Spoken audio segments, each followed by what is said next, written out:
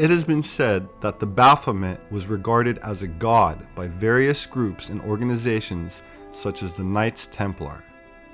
It is most famously portrayed as a goat-headed deity with a human body, harboring both male and female attributes, an androgen representing perfect balance, a union of opposites, and illustrates the old cryptic saying, "As above, so below." The word hermaphrodite, incidentally, comes from combining the words Hermes and Aphrodite. This symbolism is further expressed in the 16th letter of the Hebrew alphabet, the ayin, meaning eye. It's also the 16th letter of the Phoenician alphabet, which gave us the origin of the Greek and Latin letter O. The perfect circle, it is also symbolic of balance, as well as an ancient and universal symbol of unity, wholeness, infinity, and the goddess energy. It represents the female spirit or divine force. The dot in the center of the circle, in some esoteric occult interpretations going back for many millennia, represents the male force. So combined, the circle and the dot symbolize the spiritual merging of male and female polarities.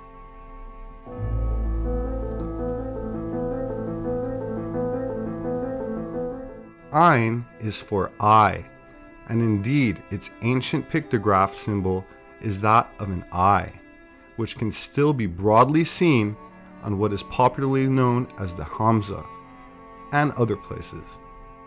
The word pyramid comes from pyro, meaning fire, and mid, meaning middle. To secret societies and ancient mystery schools, the ayin represents light.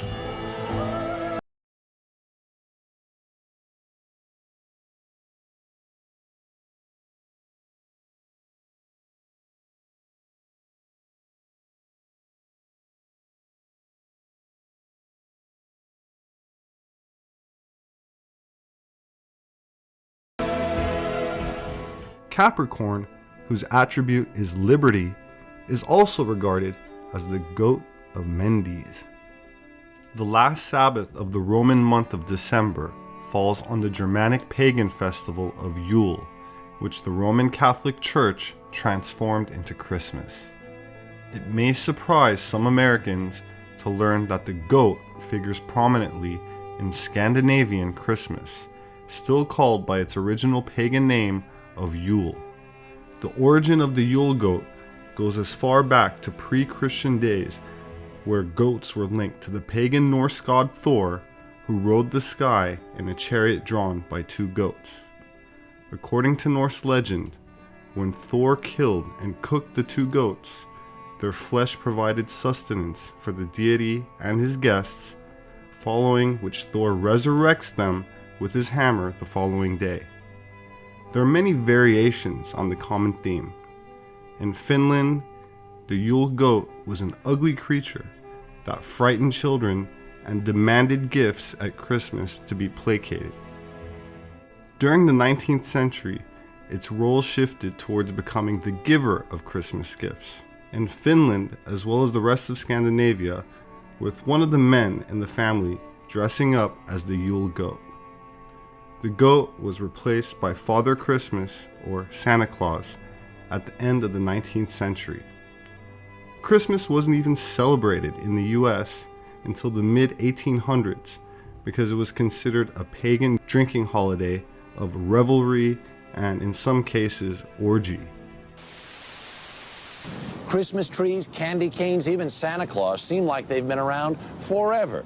But many of these Christmas traditions are surprisingly recent. Centuries before Jesus walked the earth, early Europeans were celebrating light and birth in the darkest days of winter. In the Norse country, this winter celebration was known as Yule. Around December 21st, the winter solstice, fathers and sons would drag home the biggest log they could find and set it on fire. Also dragged inside were evergreens, the one plant that could make it through a Norse winter. Evergreens proved that life persisted in this dark time. There's a natural attraction to that which lives through the winter when one is struggling to survive through the winter. For as long as the Yule log burned, about 12 days, feasting and revelry reigned supreme. Time to party. The party raged inside in defiance of winter's deadly howl. In Germany, the pagan god Odin lent his name to this midwinter holiday. Later, we'd see another Christmas sky rider, Santa Claus. 1,000 miles away in Rome, winter was less harrowing, but the December festivals were just as elaborate. 1 week before the winter solstice, Romans began celebrating Saturnalia, a month-long orgy of food and drink. Named for the god Saturn, which meant plenty, Rome's established order was turned on its head during this wild, delirious time. The Saturnalia celebrations were certainly times of revelry, of turning the social order upside down, of having the master pretend to be the slave and the slave pretend to be the master, sort of a time out of time.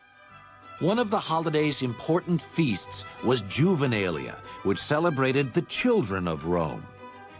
Although these early festivals are not necessarily about children particularly, though they are about fertility, children did have their particular place. The indulgence of children, of course, is very much a part of our modern Christmas, but it did have its place even in these ribald, drunken festivals that the Romans had.